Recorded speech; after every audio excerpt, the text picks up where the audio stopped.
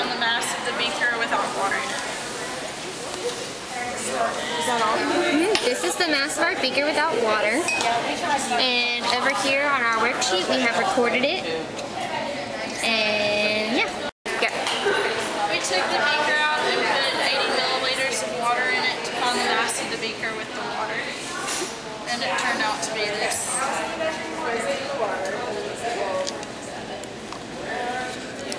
And we're going to record it over here in our beaker and water column.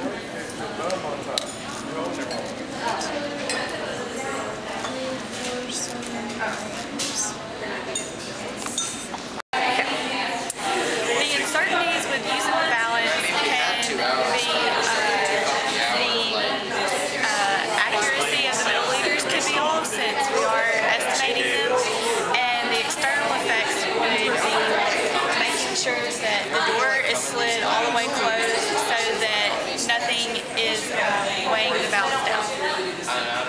Okay, so all the members have to use the same balance, so we have a closer reserve.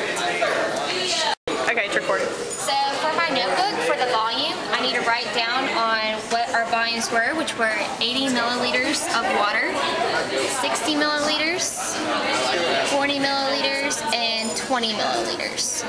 And that's our volume of the beaker.